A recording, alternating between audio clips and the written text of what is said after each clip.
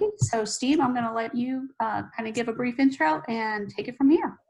Awesome. Thanks, Tracy. Yeah, it's an exciting day, to say the least, especially with the panel we have. So good afternoon. I'm Steve Bernick. I'm one of the partners leading our Cincinnati, Dayton, and Louisville operating group. It's actually an honor and privilege to be able to moderate today's discussion on data and analytics, especially with the panel. And I just want to say thank you to Afrooz, Ryan, and Todd for taking time today to be able to be with us and provide their insights on the data and analytics space. So with that, we're going to kind of jump right in and have each of them do a kind of a quick introduction and kind of a little bit about their organization. And then we'll dive into some data and analytics topics after the introductions. So, Afrooz, would you like to start us off, please? Sure. Hi, everyone. My name is Afrooz Kharazmi. I have been in the BI space for almost 13 years. I started with Accenture Consulting. I don't think Accenture is any stranger here. And my main client was Procter & Gamble. But then 6 years ago, I changed my job to Givaudan Corporation. Givaudan is a Swiss-based chemical company. And since then, I've been running the global team of BI for the BI in Application Services organization for Givaudan. During this course of 13 years, I have been part of multiple implementation, part of the project teams. I've been developer from purchasing modules, material management, all the way to HRM succession planning. But right now, my job requires me to be more focused on the operation side. So we make sure as part of our operations, we make sure that on daily basis that the BI system is up and running, is working fine, the data quality is there, and we help customers on daily basis. That was should I go into the kind of services we go, like, we do for the business, like in terms of the reports, or we're gonna go to that section later? I'm sorry, Afrooz, did you, I missed that question, I'm sorry. No, my question was, do you want me to go a little more into the details, the type of reports, how many reports, the customers, or we're gonna talk about it later? Yeah, we'll hold off and we'll get to it here in just a few minutes. Ryan, you wanna provide a overview and background?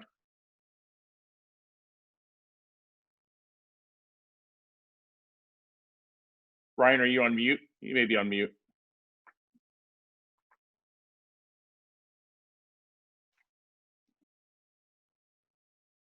Can you hear me now? Yes, gotcha. All right, beautiful. Yeah, hi, Ryan Hale. Good afternoon, everyone. CIO Lithgow Contracting. We are a concrete contractor, second largest in the nation. Have 17, 18 locations scattered across the United States. Employing about 3,600 folks, give or take, that build buildings every day. Parking garages, data centers, distribution centers, hotels, big concrete things. For those local here to Cincinnati, FC Cincinnati Stadium, the Amazon Air Hub out at the airport are a couple of the larger projects that have had some visibility that you've probably heard of. I would say from Lithgow's standpoint, we are early in our analytics journey. My team and I are building it from the ground up in an industry that is not known for being leaders in transformation overall. So it's been a fun journey over the past couple of years, and pleased to be here to share some of that journey with you and some of our lessons learned. Thanks, Ryan. Todd, you want to provide an overview? Yeah, I'll start by saying I'm excited about Ryan's Stadium, but that's probably a different discussion for a different day. I'm Todd James. I'm a Senior Vice President at Fidelity Investments. I'm about 2 months into a new role focused on intelligent automation. What I'm looking to do is leverage artificial intelligence, robotics, digital workforce management to really reinvent our operating models and how we service our customers and deliver the value that we do to our customers. Prior to that, I built and led our data and analytics function for our workplace investing business, which is like 401ks, pensions, as well as our healthcare business. So the services through there were everything from artificial intelligence to personalization to data management to business intelligence, so a pretty broad spectrum. Otherwise, throughout my role, I've kind of straddled between technology roles, leading technology groups and technology consulting, to leading operating groups and strategy groups. So really excited about the application of analytics to solve business problems. I think that's probably where my sweet spot will be in these discussions here. Thanks, Todd. What I'd like to do is piggyback a little bit on Ryan and kind of the data journey that you guys are on within your organization. But if you could talk about where that is, but also maybe some of the benefits that you've begun to realize, as well as maybe some of the challenges that you've experienced as you've been going through the data journey, whether in its infancy, as Ryan alluded to, or maybe if you're much further along, what that might have looked like from a benefits and a challenge perspective. Afrooz, you want to start for us, please? Sure. So BI in our organization is in a very mature stage. It's widely accepted by the company across the globe. I have to mention that Givaudan is operating in 88 countries around the world, and our team, we are located in 3 different regions, North America, Europe mainly, and Asia. So we work based on 24 hours a day and 5 days a week. We are offering more than 8,000 reports in the system, and the analytical services that comes with those reports to the customers. And the pool of customers is more than 3,000 globally. So we work on daily basis with all of them. They range from business analysts all the way to executives. The benefits. So the benefits, I can go on and on the benefits of using BI. Just to summarize it, I think BI is the journey of data, raw data, to insight. Just to put it simple, BI gives insight to the business to make confident decisions, to make good decisions with high level of confidence. So BI basically translates all those raws, millions of records of data that comes from the ERP systems, from CRMs, from Excel sheets, merge them and give meaningful information to the business. And not only that, so the reports can be from high-level reports in the dashboards that gives a very nice graph or chart to the business. For example, finance manager in Europe want to see what are my sales based on different countries in EMEA region, and the same for a manager in Latin America. So that's what they get through the BI reports. Also the ad hoc reports. For example, what is the sales based on this specific salesperson? These are all different kinds of information that the business community can get through the BI reports, and it's across the business. We provide the analytical services across the business. It's not, so it's from controlling and finance to compliance and marketing and CRM, all of those. We cover all of those. The challenge, for me, the challenge is always the trade-off between the complexity of the system, the kind of things that we want to deliver for the business, because usually they ask for more complex, more and more, especially, as I said, because when the BI system is mature, they expect really complex calculations out of it. And the system performance, it's always a challenge. We have to make sure that we deliver, but with acceptable, and not just acceptable, but with good performance. The other challenge, which we actually deal with it on a daily basis, is the poor data quality. Because BI, I always give it as an example.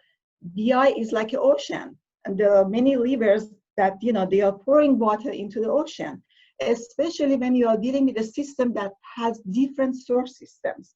which makes it even more complex. So we have to, anytime the business, there is a poor data somewhere, low quality data, they usually see it in BI, which means for me and my team, we have to reverse engineer and go back to find it that which source system is coming from. So poor data quality, that's another thing that can be very challenging.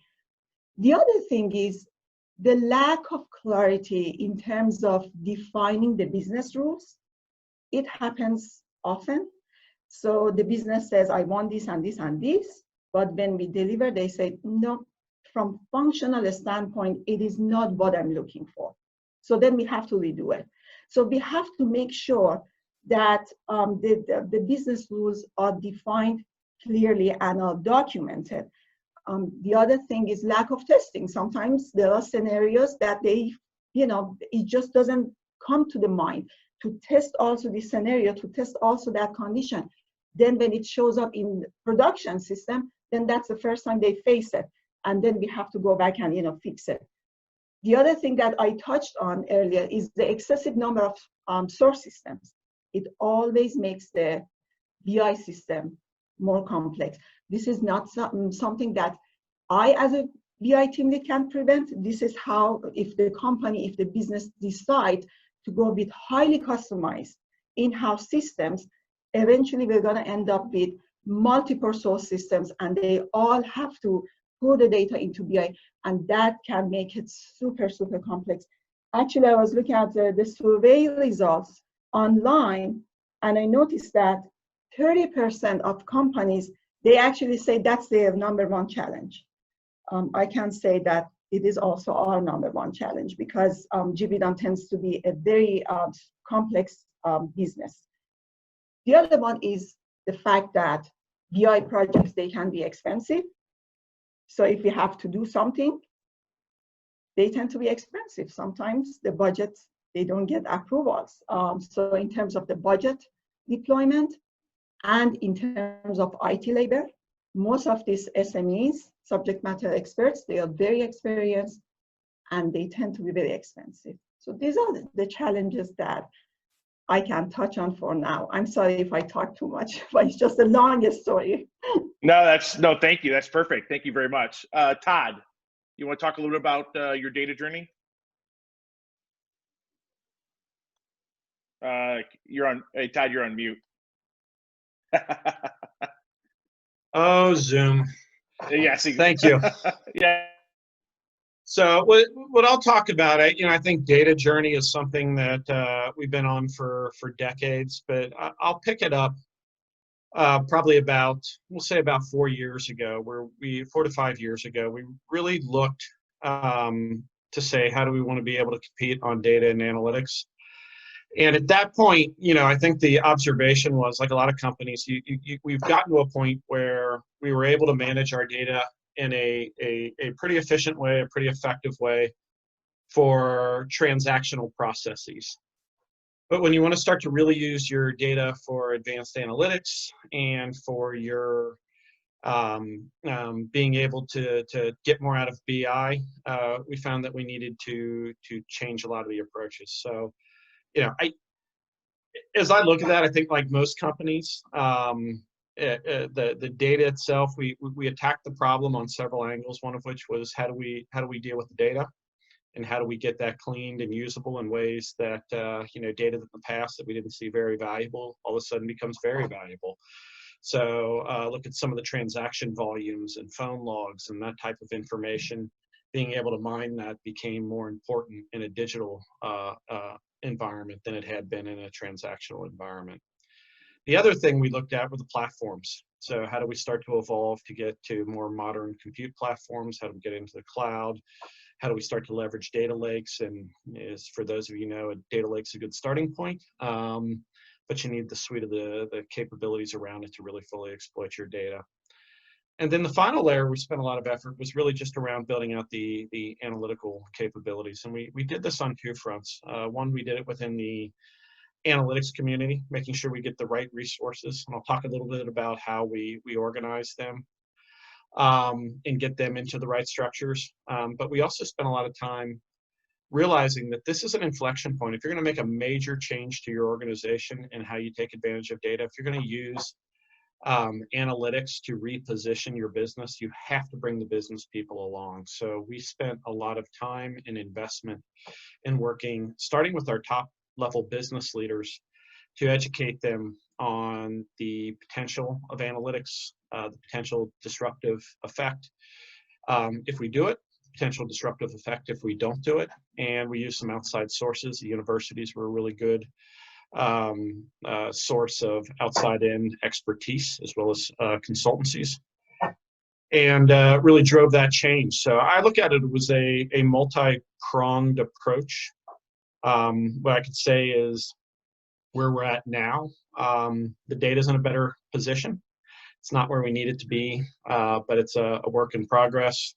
We're making good progress on getting the data platforms in place. And I would say around the business and the analytics layers of that, we're seeing some pretty good progress.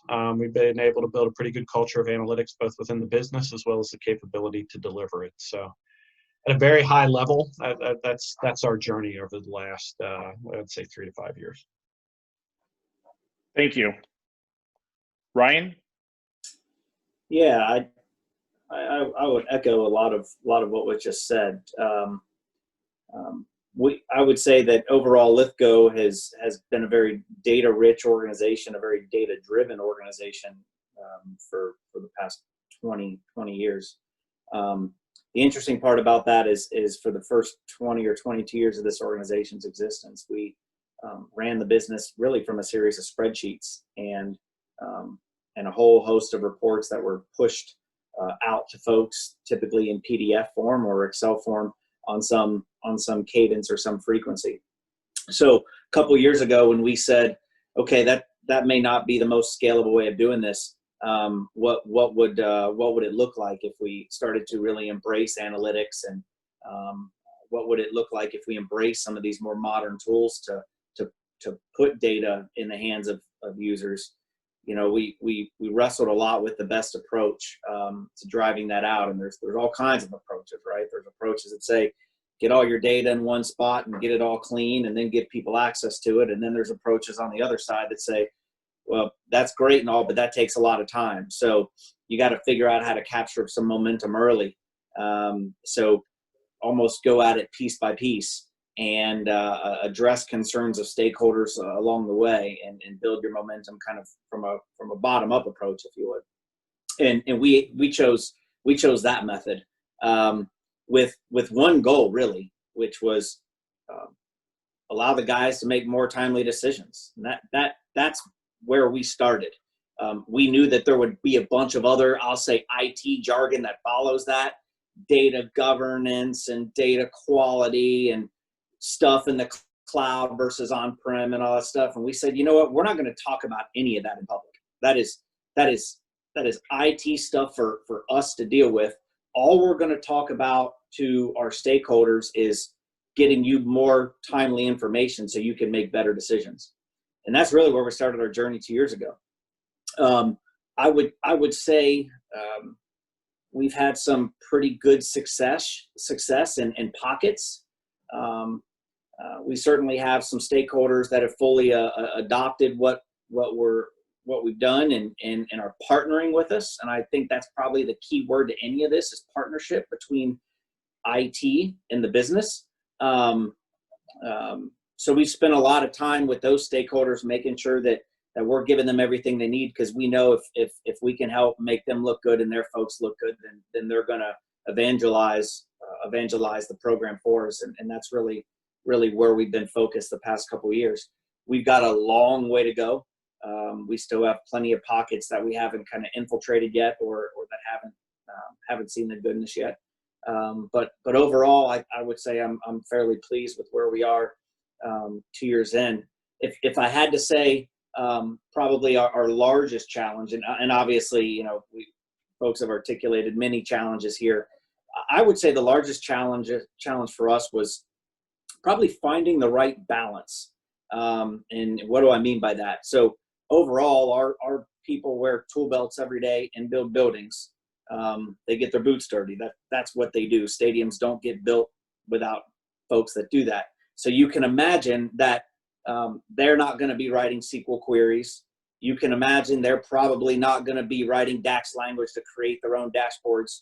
You can probably imagine that if we can't serve them up what they need in a very simple format, which really requires not much more than going to a website, this is probably going to fall flat on its face. So finding the balance of how to work and bring those users along with the constraint then that can become IT as the bottleneck is probably the most difficult balance that we had to strike, because if you can't just serve the information up for them to go do something with it themselves because they don't have the skills to do it, then IT has to do that for them. And the moment that you start to introduce that, all of a sudden IT can become a bottleneck. So how you manage that bottleneck to maintain momentum and build momentum, as well as provide value to the business, I think has been a real challenge for us, especially given we're not going to be an analytics shop with 10, 15, 20 people in it. We don't have the overhead capacity to do that. We don't have the structure to do that. So balance has definitely been the hardest thing that we've struggled with, in addition to a number of these other things that folks have mentioned. Thanks for those insights, especially kind of where you guys are at. I do want to remind that if there are questions, please put them in the chat. Tracy will actually be accumulating those, and we'll be asking them throughout the dialogue today. I want to shift gears to talk a little bit about artificial intelligence and machine learning. There's a lot of organizations that are talking about it. They've been hot topics to date. I'd like to understand, from your perspective, how data plays a role in leveraging those capabilities, and what role does data play? Todd, do you want to start us out? Yeah, I'd be happy to. And even before I get to the data, I'll just take a second too. I mean, and demystify a little bit around AI. I think it has this mystique out there that it's the all powerful, and there's plenty of television shows on that show AI bots destroying the world and competing with us. The AI that we're using right now, each algorithm generally does one thing, and it does it really well, and it's not competing with any of us for our general intelligence. The other thing too, when we look at how you use AI, we use it really three big things that it can do for you. One of which is it can help you enhance the customer experience, and you see all that all the time. The recommendation engines that sit on platforms like Netflix, we do the same thing online to get customers the right information that is most relevant to their situation. The second area is intelligent products.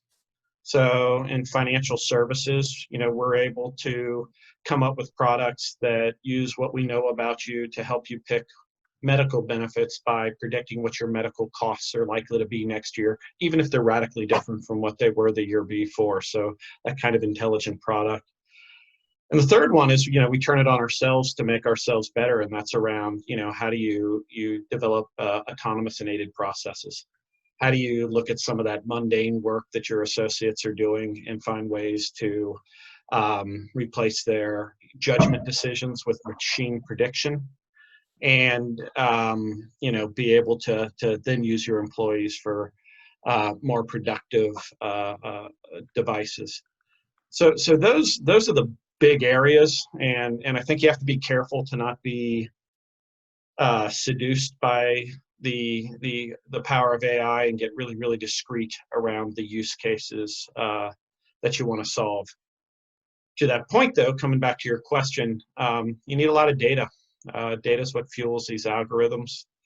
You need to be able to exploit it for analytics. So for us, we've become, and I mentioned it earlier, very data hungry. In that, we've taken it from something we manage to make sure that we can use it from a transactional perspective, from something that we safeguarded in the past, but are making sure we're safeguarding in the future, to really looking at, what else other data can help us provide that great customer experience. So starting to look at unstructured formats like the PDFs that we have sitting around the organization and the reference documents to the call logs. So, way to kind of summarize it without getting into the details is we're putting a pretty focused effort on identifying the data that we have or the data that we might acquire that can really help us change our business models to be able to provide better solutions and better servicing for our customers. So that's the good news. I think on the flip side, back to the discussion we just had, it creates a data management challenge that gets even richer. The good news, and I'll leave you with this because you could talk about data forever, we're finding the business more willing to talk about it. Historically, you'll set up governance boards, and if you're like my organization, you start at a particular level, they start sending delegates, and then no one comes because no one wants to talk about a particular process or procedure. But when you're talking about data needed to create a customer experience and how you need to take care of that from a regulatory perspective, from a privacy perspective, and how you need to manage it for an economic benefit, business leaders are much more interested. So that is an area where we're seeing a lot more involvement, a lot more funding, and a lot more engagement. I think that's a positive aspect for all of us that are looking at using data for AI. So I'll stop there. Ryan? Yeah, I wish I had this rich playbook to pull from here around AI and machine learning. But where we are in our journey right now, those truly are just buzzwords, right? I mean, most of the organization as we've driven adoption is trying to figure out how to truly embrace diagnostics analysis, right? Or become a smidge predictive, let alone writing algorithms and driving reams of data through it to aid in that process. So we're certainly not there yet. What I can tell you is, as we've talked about that as a team and folks that we've engaged in the conversation thus far, it's really been around. We always come back to how clean does our data need to be? Where are the gaps that we have in our data, and could we even leverage the current data we have to even feed into a model, right? I mean, there's cloud-based services now that are almost your data science as a service. And as we've had conversations with those folks, it all comes back to two things, which is, A, do you have a really good problem statement that you're even trying to solve? Because that's kind of the key to all this, right? If you're not laser focused, then it's very difficult to deploy AI or machine learning to aid you. One, and two, is your data in a good enough shape, if you would, to even run through the models, so that whatever outcomes that the model spits out can be trusted. So we're wrestling with those conversations now, but we are just not far enough down our journey to truly be adopting AI and machine learning at this stage. Afrooz? Sure, Steve. So my understanding, and I'm talking about from the context of the work we are doing, I don't know about the market, the bigger market. AI comes into picture when there is a repetitive tasks that it doesn't necessarily need a human mind to be challenged there. So it can be programmed by an AI, by an algorithm. We do have those stuff. For example, just to give you an example, we get a lot of requests from the customers. I want the extraction of our data to have this and this and that. We don't necessarily have a report in the system for that, and we're not going to build a report for that because it's expensive. But we can do, if these requests, if these scripts are repetitive, then we can run an algorithm and bring AI into the picture and take care of it from that space. For me as a team lead, it's very, very important to free up the time, the capacity from the team's hand, because for the most part, what we do needs a human brain. It's not done, it cannot be done by any AI. We need to investigate, we need to reverse engineer the situation and understand and dive into the architecture of the system and see where the bugs, where the issues are coming from. So for the most part, what we do, we cannot apply AI for that. But there are scripts that we can run and take care of them so we can free up capacity. But then if we want to touch on the data quality and governance part of it, I just wanted to say that in Givaudan, the full ownership of data is in the hands of the business. I don't know exactly how it works in the rest of them, in other companies, but the full ownership is in the hands of the business. And then we have data experts. We call them data champions, that they are on the business side. So as soon as we see something wrong with the data, we need a correction, we work very closely with the business, with the data champion, as you mentioned, I think it was Ryan, in partnership to make sure that, for example, the master data management system, the MDM system that published the data to all the other systems, we have to make sure that the source is maintained and the data quality is there. So these are the kind of things we do. I'm actually going to ask one of the questions that was brought up, and that was, the question is, they were curious to understand more about custom versus off-the-shelf tools, some of the pros and cons. Any thoughts on custom versus off-the-shelf data and analytics tools and what you guys have experienced? Know your requirements.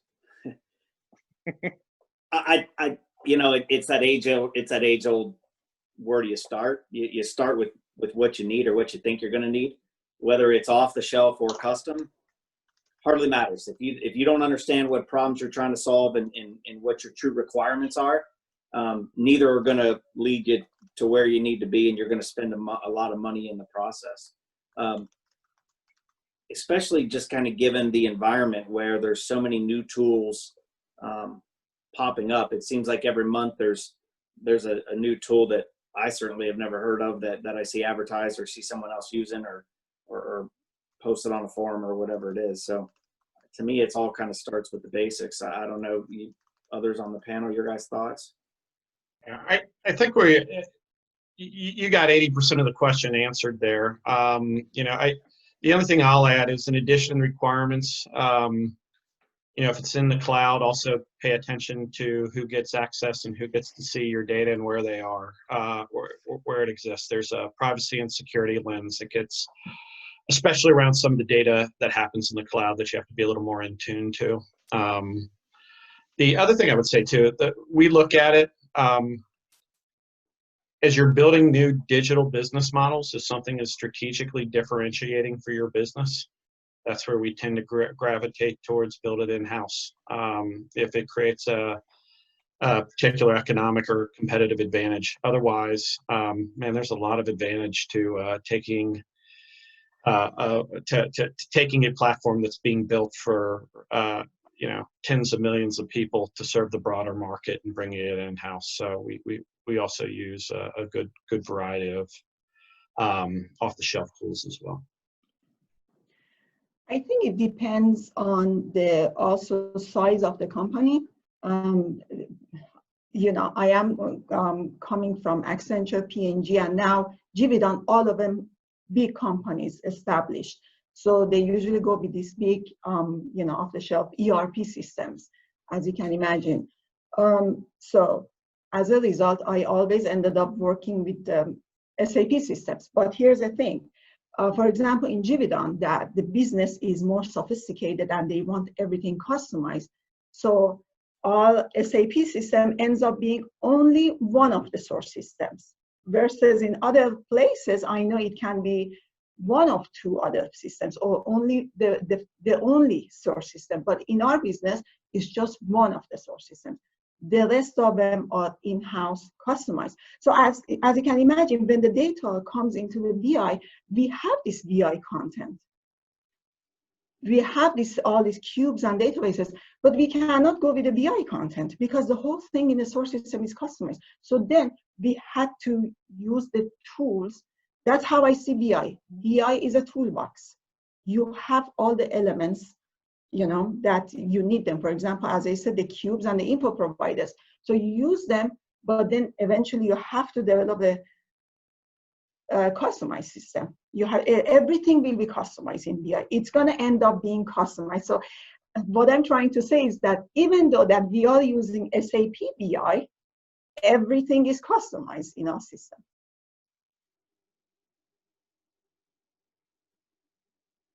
So there have been several comments made regarding engagement from the business, right? So as you're beginning to lay your data foundation and kind of create your journey, all three of you've talked about ownership from the business is so critical. Can you talk about how you built that engagement with the business, and maybe also how you developed the buy-in and the ongoing ownership internally? Ryan, you want to start? Sure. Yeah. When we started our journey, I got some initial agreement at the senior leadership level. And then I threw a couple chips on the table and said, just trust me. I know this will work. And then at that stage, I knew I better find a willing partner to dance with me, right? So, our team really looked at the business and said, okay, where are some of the areas that are already data rich, where the leader of that function or of that center of excellence is open-minded enough to work with us. And we know that because it's a data rich environment where they're very report heavy, we could work with them to enhance what they already have, save them time from having to go generate it and create it themselves. And that's really where we started. We started with our safety organization. It's data rich. It's something where if you work in construction, safety is paramount, right? When guys show up on the job site, you want to send them home in the same exact condition they showed up in. So it was a very natural place for us to start. And we started there. We started with, hey, we can produce what you're sending to the organization, and we can save you and your crew a lot of time at first doing it. And once we gained some buy-in, then we said, oh, and by the way, then there's some of these other things that we can begin to fold in to what you're doing. So we quite frankly, we found the willing, and then opened ourselves up as a partner and as a resource to them. And it was just as much their authorship at first as ours. But once we got some points on the board and we saw the safety folks standing up saying, hey, this is good stuff, this works, that's all the momentum we needed then to go find the next willing party. And it wasn't very long until we had a willing party or two that then folks started to come to us and say, hey, by the way, we really need some help mining historic data so that we can sharpen up our bids and our estimates so that we can try to win more work. Okay, well, we can help you with that too. So although we had some executive level agreement, obviously right off the rip, we really built it from the ground up and let the momentum carry itself. Does that answer your question, Steve? It does, yes. Thank you. Afrooz?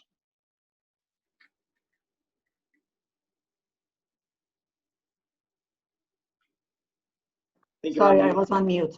Can you repeat the question, Steve, please? Yeah, sorry about that. So as you've been going through your data journey, obviously several times throughout the discussions today already, we've talked about business engagement, business ownership, and how important it is to get them to engage. Just wanted to understand, from Givaudan's perspective, how you built that engagement with the business and developed the buy-in and the ongoing ownership with the business. I wish I knew the beginning of the story, because I haven't been there when they started this whole data governance and building the systems. But I would say the first rule of engagement is involvement. So they have to be involved. We talked about partnership. It's always a partnership between IT and the business. We always work very closely with each other. One of the things that we have done in Givaudan that I really wanted to touch on in this, webinar, I think it's very interesting. I'm sure many of the audience, they are all already, familiar with this concept. It's the concept of SSBI, self-service BI. So this is something that we spend a lot of time and resources to make sure that we have a robust SSBI platform for the business. Honestly, I think that's one of the reasons that we have such a company-wide adoption in Givaudan. I mean, the number of business users, the number of BI users, it's amazing. What we do in SSBI is that we create the platform, we do all the modelings, the data modeling, everything that needs to be done in the back end. And then we provide them with the info providers, with all the data that they need. For example, let's say in controlling area, we give them all the data that they need for the controlling area. And then they will build up the reports for themselves. So what happens is that, but we are there always to train them and support them. So what happens, we designate a couple of people from each business community, depending on the, as I said, it can be, compliance or controlling or, CRM. So we have these dedicated people. We call them power analysts. We train them how to create through the front end tools, how to create their own reports. Thankfully, most of these front-end tools, they are very easy to use. They are user-friendly. It's just a matter of drag and drop, creating the calculations, formulas, whatever they need in the report. So what they do, they create these SSBI reports, and they will cascade it. The business will do that, not us. They will cascade it to the rest of the community. And they will bring each other on board.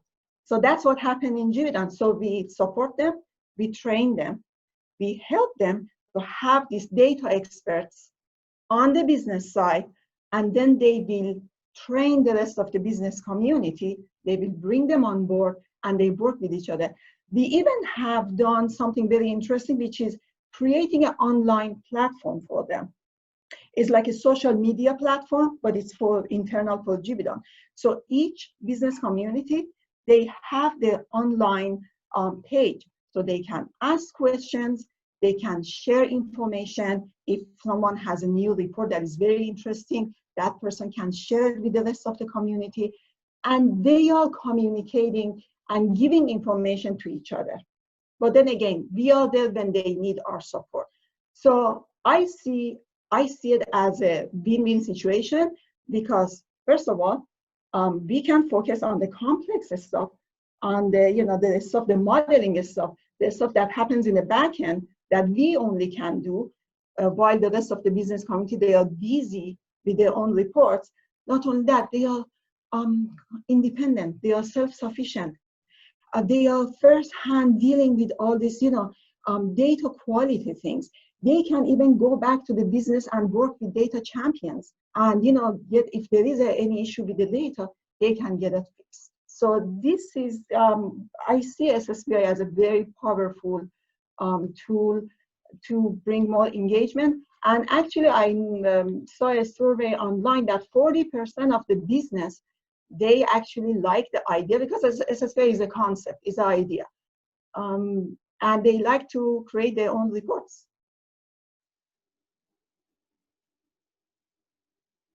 Todd? What's interesting is I listened to the other speakers.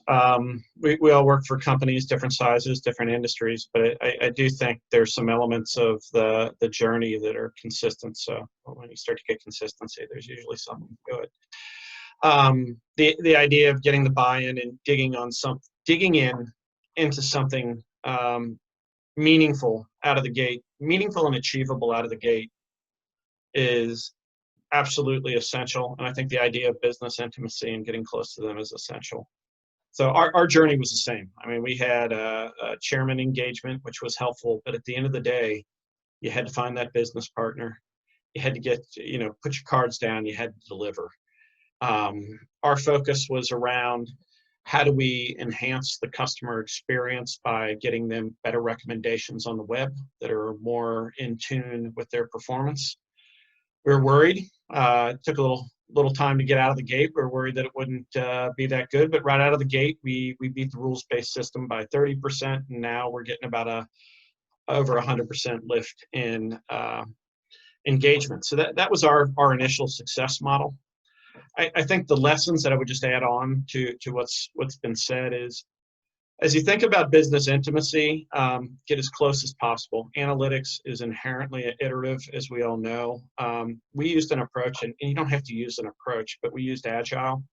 So as we tackled this problem, we had IT people that could do the data engineering and the API and interface development, sitting with the data scientists, sitting with the data engineers, and sitting with some people from the business. And you can do that as part of an agile model, but even if it's not formal, getting those people together and iterating was very helpful, both in terms of getting the tech and the analytics teams up to speed on the context, but we also found that business resource, having them going through the iterations, really helped us tune it. So, and we're still doing that today.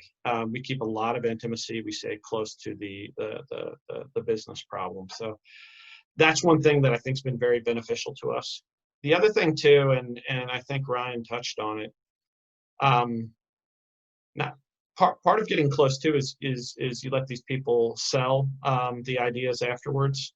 It allows partners to showcase what they did, even if it was your teams doing most of the heavy lifting.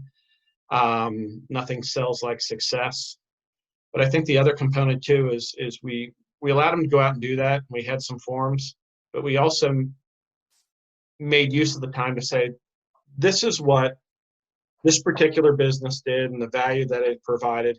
Here are the other cases where this type of solution could be valuable, to show that portability to the other business areas. And that really helped on the uptick too. Anything you develop out of the gate is likely, you're going to know where it's portable. So start to have those discussions, and that helps the growth a little bit more organically as well. So those are the things I learned. One of the questions that came over, and we had this as a topic today as well, is how to handle data integrity across multiple data sources and analytics tools. So if we could talk a little about that question, but even expand it to how you have managed data governance within the organization as well. So the question was, how do you handle data integrity across multiple data sources and analytics tools? And then we'd just like to piggyback on data governance and how you guys have approached it internally. Afrooz, you want to start? Sure. This is where the concept for the master data management comes into picture. So we have this MDM system that all these fields, all this data is being maintained there. And there is a lot of quality control and monitoring and auditing is there to make sure that data is being maintained correctly. I wanted to touch on a couple of things. So for example, the things that should be defined as part of the data governance are, because data governance is about the formal management of data. Data asset. Data is the asset of a company, so they have to be maintained. They define the security, the privacy, the formatting standards, and the compliance and policies, procedures. They are all defined as part of the data governance. So we have this central system called MDM system, and we have the data champions, as I touched before, that they are constantly, they are the ones that can actually, that will define, that can modify, that can, touch the data there. But then MDM system, in order to make sure, because BI analytics is all about a single version of truth across the company. So in order to maintain the single version of truth is to have one central system that publish data to all different systems, especially in the context of very complicated companies such as Givaudan, that we have many systems. So the MDM is the one single of truth that sends data to other systems and we are using that. So when we see a poor data, poor data or low quality data in BI reports, we know where to go. We work closely with the data champion. We fix it from MDM system. We make sure it's being published correctly across the company. Did I answer the question? Yes, thank you. Todd. You know, this has been a problem, and I'm probably a little bearish on this. You can draw your own conclusions. Will always be a problem. It's going to be the beast that we fight with. We fought with in the past. We're fighting with now, and we'll fight with in the future. Here's my observation, and the thing that came to mind that worked most for us kind of goes back to who was it? Wayne Gretzky said, you know, I don't slide to where the puck is. I slide to where the puck is going. And we took that attitude around data as we started to think more digitally. You can try and go back, and one option would have been, let's look at all the potential data sources we ever want integrated and come up with a multi-year plan to integrate them. Yeah, we didn't do that. What we did instead is said, what are the highest impact use cases that we think we need to address over the coming 6, 12, 18 months? What are the data requirements for integration? I'll give you a discrete example. And then we started pulling them together. And hey, at the time we're building a new platform. So we're like, we'll move to the new platform. Well, that didn't quite work either, because a new platform takes a while. So you can do this whether you're moving to a new platform, or you can do it on the existing platform, which is where we started, then ported. But you know, one example we had was we really wanted to be able to do multi-channel contact tracing. So how do I integrate the data for what you're doing on the web to what you are doing on the phones? How are your activities on the web causing you to call a phone call? You probably didn't want to make that, so we probably made a mistake somewhere, so I need to get to that root cause. And how does that change based on what we know about you as a customer? So we're integrating multi-channel data from chat to web to phone. Then we're getting information about the associate and how to integrate it. And we picked a couple of use cases within that spot, looking at particular transaction types, and started to pull together to get the data together. And then we started to port it across. And the value that we got from that is, one, we were able to move quicker. And two, we were showing the value incrementally because the business was leveraging the use cases. So it provided more momentum for us to go forward. And now we're just managing a backlog of use cases. Is it perfect? No. But is it showing value as we take each incremental step? Yes. And it's driving a better data environment. So you know, we're what they used to say, eat the elephant one bite at a time. That's kind of the approach we're taking. Ryan?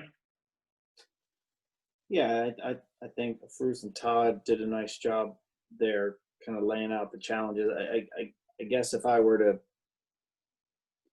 maybe try to put one more point on top of it, it would be, no matter what organization I've ever been around or been in, data governance and data quality is always right at the heart of the issue.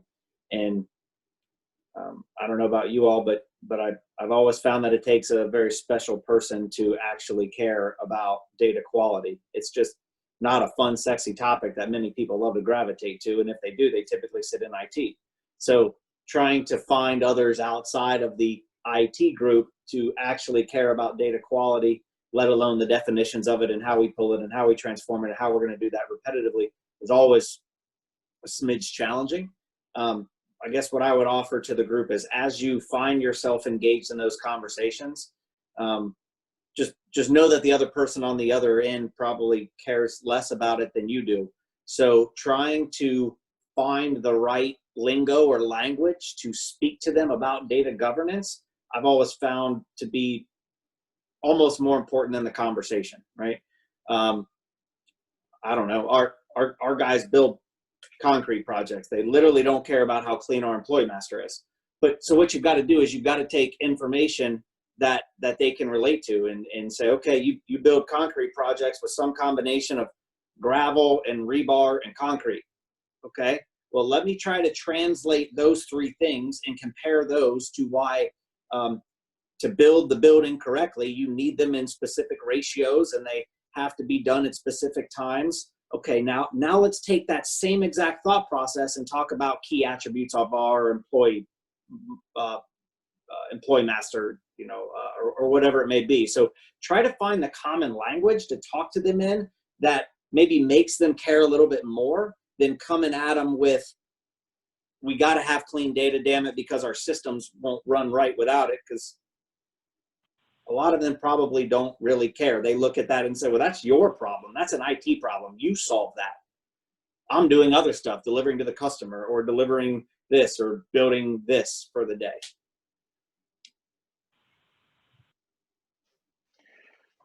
I'd like to switch gears and talk a little bit about talent. And actually, there was a question, so I think we may get to this question around talent. But what kind of talent do you need to consider as you get into data? Your data journey, data transformation that you may not be thinking about today. Todd.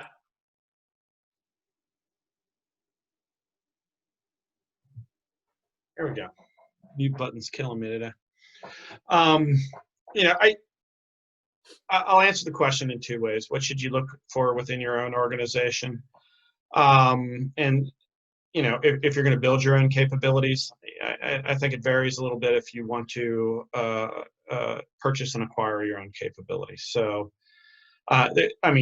there's certain capabilities I think every company is going to need to have around the ability to build APIs, the ability to manage your data, the ability to be able to do BI. And we can talk about some of those capabilities, but maybe what I'll focus on instead is, if you really want to be able to do artificial intelligence, there's two routes to take. One of which is you're going out and you're acquiring data scientists. The difference between a good data scientist and a bad data scientist can be you create a bad model, you fail at scale, and you do it really, really well over and over and over and over again. You want to avoid that. So there is something to be said about good data scientists. I think the other thing too is if your company can't compete with the Googles, the East Coast financial services companies, the Microsofts for data center or data science talent, another opportunity is to, look to the market for solutions. But, one of the things we're finding is there's a role, and it's kind of that AI product manager that isn't being talked about enough. I'm leveraging it within Fidelity as I talk to my peers across industries at some of the larger firms. They're doing it, and this is the individual that understands the business, understands how to commercialize the use of AI, and generally has an AI or an analytics background. They're not a data scientist, but they have an analytics background so that they can do some assessment of the appropriateness of an analytical solution. And we have those individuals work with the data scientists and the data engineers to be able to develop the solutions. That's very important role that I see emerging if you are able to hire your own data scientist. But I think it is an absolutely critical and essential, and I don't know if it's a role or just a capability depending on the size of the firm, but that capability is needed if you are going to hire a third party to come in and develop AI solutions for them. Because what they're going to be able to do is they're going to be able to assess the applicability of the solution, the efficacy of the solution, as well as being able to have that discussion around how do I bridge analytics into my business environment to be effective. So, I'll let others talk about other roles, but that is one that I see as emerging, and I think it has applicability to be used in different ways depending on the size of the company. Ryan? I think of any of them today, Steve, this is probably the ultimate loaded question, right? Because it varies so much depending on the size of the organization, the maturity of the organization, where you are in your journey. To me, it's a bit hard to answer. I think that the key for all of it is I guess maybe two keys for it. One, I think every good analytics team has to have folks on it that understand the business, because typically and they may not be cheap, but the IT or the data skills behind it all are typically easier to find than someone that has a little bit of IT or data analytics mindset and also has the business knowledge. To me, that's the linchpin for having a successful partnership between the analytics group and the business. I think the second thing that I would throw out there for folks to chew on is finding this balance between buying the resources and renting the resources. Especially if you're in a smaller IT shop, a lot of the resources that as you're moving down your journey, one, kind of the skill sets you need are probably going to change as you move down your journey. But two, the market tends to create those skill sets kind of in siloed stovepipes, right? The data science, if you ask the data scientist to do data architecture stuff, it's probably not going to work. If you ask the data architect guy to go out and be the business analyst, that's probably not going to work. So to give yourself that flexibility that you're going to need in unless you have an unlimited budget, to give yourself the flexibility you're going to need, you're truly going to need partners, third-party partners that you can partner with, that you can go rent the appropriate skill sets at the appropriate time to supplement the core kind of team that you do have. I know it's probably a bit of a generic answer, but again, I think that's a hard question to answer because there's just so many variables that play into it. Yep. Afrooz, any additional insight? Yeah, just 1 point. During all these years, I noticed that the kind of talents you need in a BI person, it can be actually very vast, because BI tends to be very technical when it comes to the modeling and the backend design and all those complexity in the backend. But at the same time, you have to understand the functional part of the report, because eventually the report should work for the business. We have to make it work from there. So we have to have that functional eye from a business standpoint to make sure that what we are delivering is also from business perspective makes sense. And not only that, we have to translate everything. We have to talk to the business and make sure that, they understand our language, we understand their language. So it is a close partnership. So I find myself in my job most of the time playing as a liaison between different teams, because as we mentioned, it also depends on the size of the company. If you have too many different teams that are all working, that trying to make sure that this bigger system is working, then something goes wrong and you have to fix it. The chances are high that you have to go around and get many people from these different teams and bring them together, and it's going to be it's not going to be a one-man show. It's going to be a multiple people effort together. So I find myself a lot playing a liaison work between the IT teams and also working with the business closely. But if I want to talk, so I talked from the day-to-day practical standpoint. But if I want to talk from the what is known in the market, so we have the technical expertise, we have the functional expertise, we have the application designer, we have the developer, we have the project manager. But believe it or not, most of the times these talents, they overlap each other. So it happens a lot that the technical lead and the app designer and the developer, they are all the same people, the same person, and they can be also the business analyst. And the fact that I mentioned the SSBI, it is also possible to have the business people somewhat on the IT side helping the IT with creating the reports. So it depends again. It depends on the situation. But it is a perfect field. I just want to add this.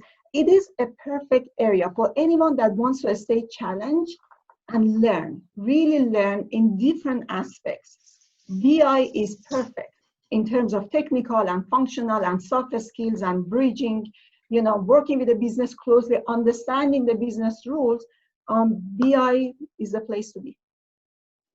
So one of the question that came in was talking about hiring, and do you hire college grads and teach, or try to hire upstream and fight for senior people, or is it a combination of both?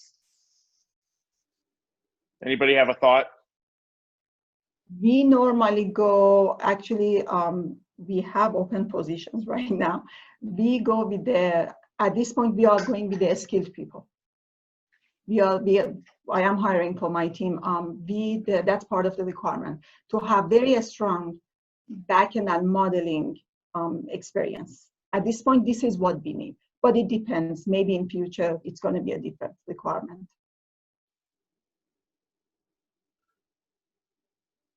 Yeah, we hire both, and what I would suggest, I've worked in smaller companies than Fidelity, is around certain key roles with levels of complexity. You do need to hire some experience to anchor your practice around.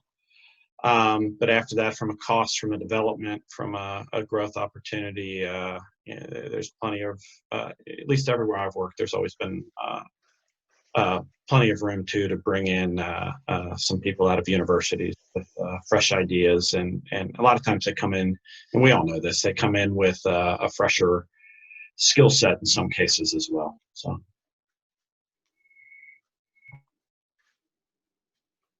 Ryan, anything on your front? No, nothing new to add. I mean, I think it's a blend, certainly a blend. You've got to have the studs that you can count on to get in there and handle those difficult roles and difficult situations. Yet at the same time, I think you need the endless energy and work ethic and of the younger, inexperienced person that just wants to learn and soak up as much as they can. So I think it's got to be a balance.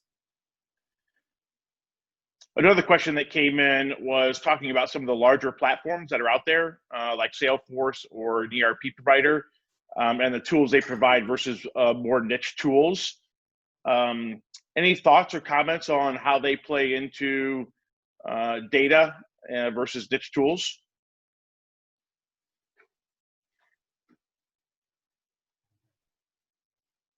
Yeah, I can start here. I mean, out of practice can't endorse any one particular product over the others. But what I would say is we use a balance. And I think I said this earlier, in areas where our data gives us a competitive advantage in our marketplace, we tend to gravitate towards building our own capabilities, and we invest heavily in making sure we can do that. In other areas of the business that are no different across other financial firms or other industry firms, there's some really good tool solutions out there that provide a cost advantage and a speed to market advantage in getting those solutions in place.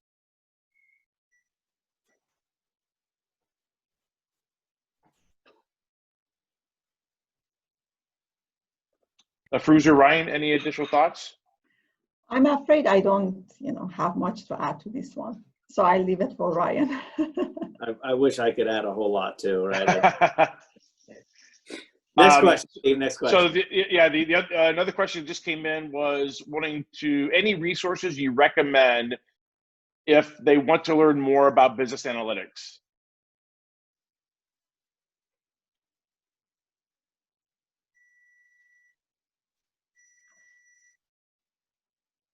If you're right at the beginning, start with the book Competing on Analytics. Just start there. I would say there are tons of online classes provided by different universities. So especially with this COVID situation, the online education is these days a hot topic. There are tons of them. I see constantly that they can enroll and take a course online. That should be good.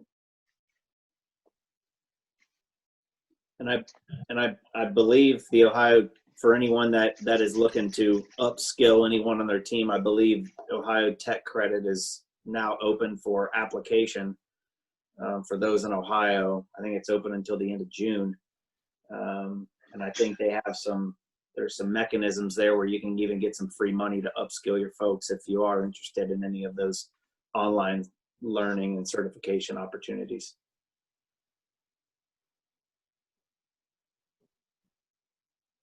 Yeah, I'll just add on. I mean, the good news, if you really want to get into this, and as my teams and I talk about, most nights of the week, you should be reading something.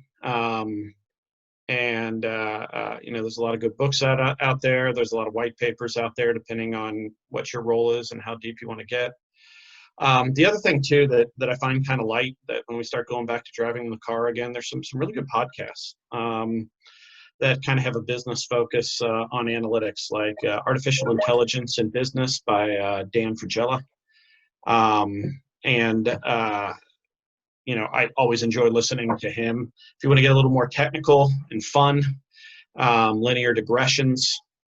And Claire, I think when you go into the podcast store too, they'll give you other ones that are similar to what you like, using their own artificial intelligence engines to make recommendations. But don't forget the podcasts; those are helpful as well. I think it's the only time I've ever heard linear regression referred to as fun and light. We had another question come in regarding artificial intelligence, and it is, how has AI affected the job market? Has it gotten rid of jobs? Has it created new jobs?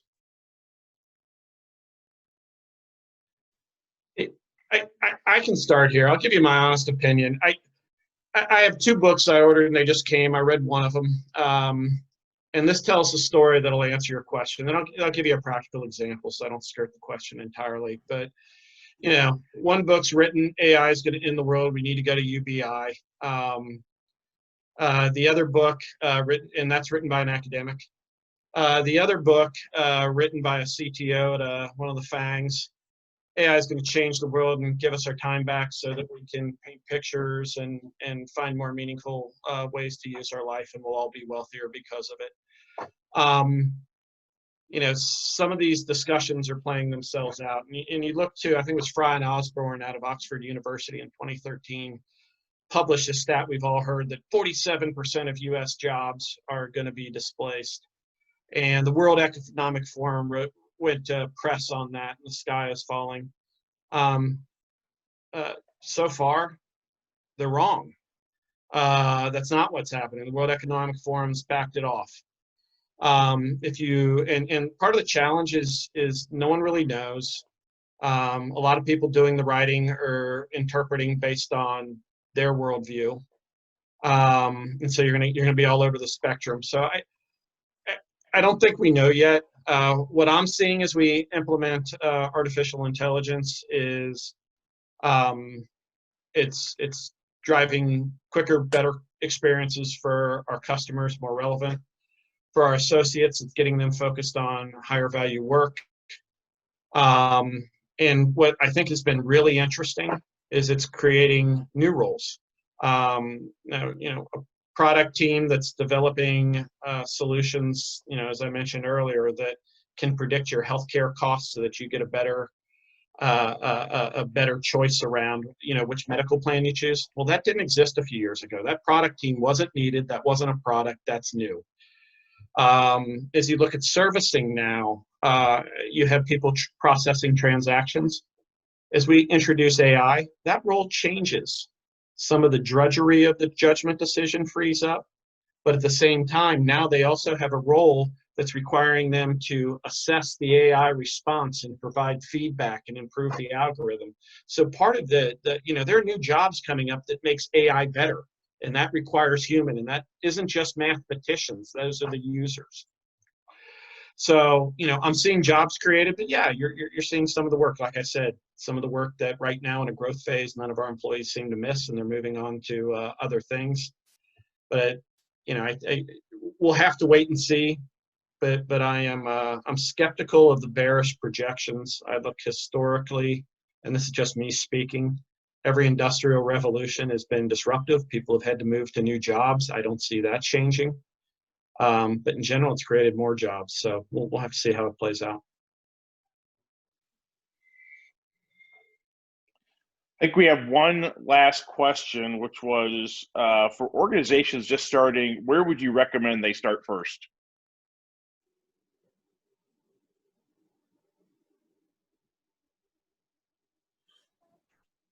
This question is, can we have more details regarding this? Is a very general question.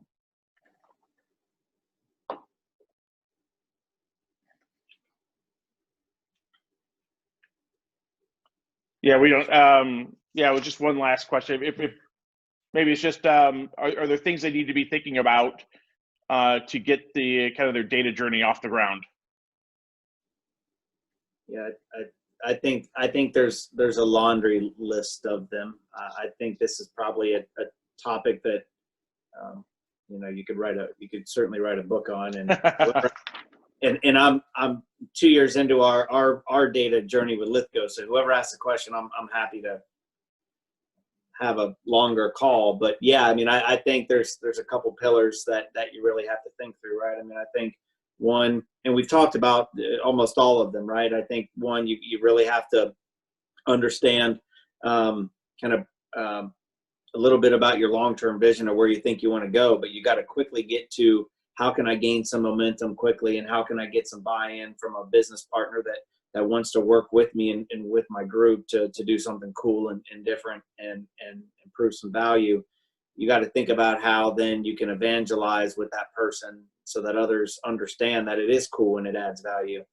I think you've got to make sure you don't paint yourself into a corner by signing big, long contracts with big products and big companies. I think you got to maintain some flexibility, because the one thing you won't get right at first, you will not get right what tools you need. You will not get right your architecture right off the rip. You flat just won't get it right. So maintaining some flexibility up front, I think, is extremely important.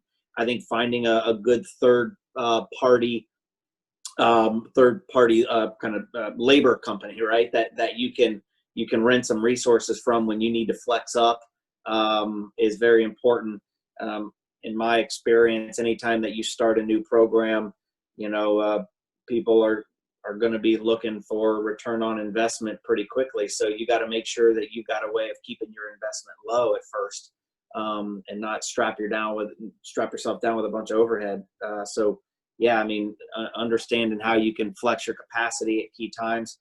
And I think the last thing I would add is, because you're not going to get it all right and you're going to hit bumps in the road, be open and truthful about what is going right, what is going wrong, and try to proactively manage those conversations with your stakeholders. Because the worst thing you can do is miss a deadline and not be proactive about it. I think you've got to provide complete transparency into where you are and the issues you're wrestling with, and let people know that this is not easy. I don't know. There's probably like 40 more, Steve, but those are the top 4 or 5 or 6. Those are extremely helpful. Thank you. Any other final words, Todd or Afrooz? I can go next.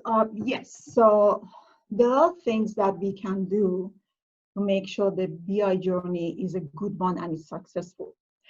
I would say the most important part is, we talked about involving all the stakeholders as early as possible, and be transparent with them as possible. It is good to have the business people, because they will be eventually using this product. This is their product. They have to be on the table from the start of the journey. And it happens sometimes that we have a proxy person on the table and not exactly the end user. So we have a senior manager that says, yes, we need this and we need that. But then eventually the end product will be used by the business analyst. And then the business analyst will say, but that's not what we need. So then we have to redo it. So we have to make sure the actual stakeholders are on the table and they are with us along the journey, regarding the design, the requirement gathering phase, testing all the way to when the product goes live into production.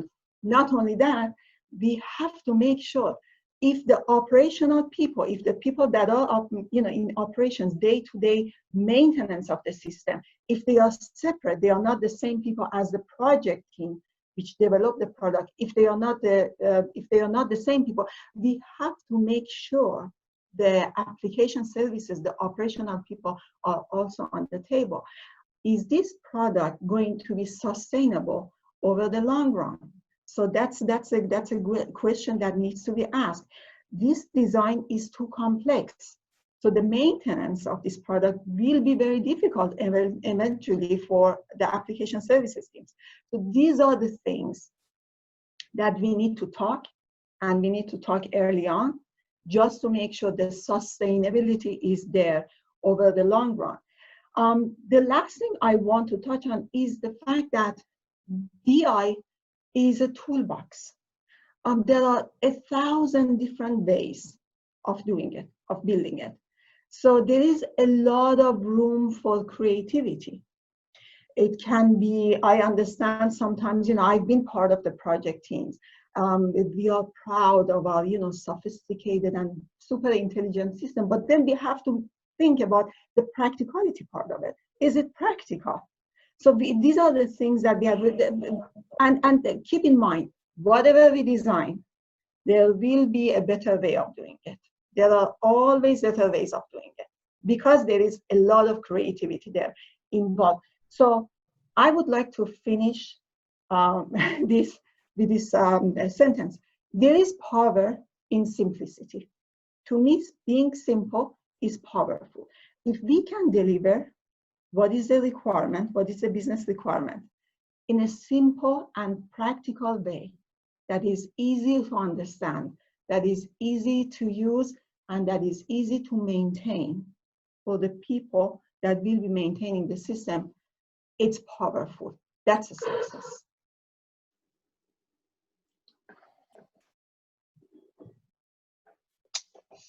I think we're probably getting close.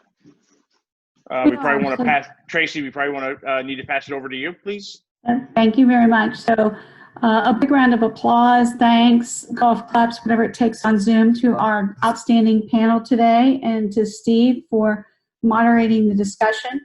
Appreciate the input from all of those that have hung in there with us throughout the event. A couple public service announcements.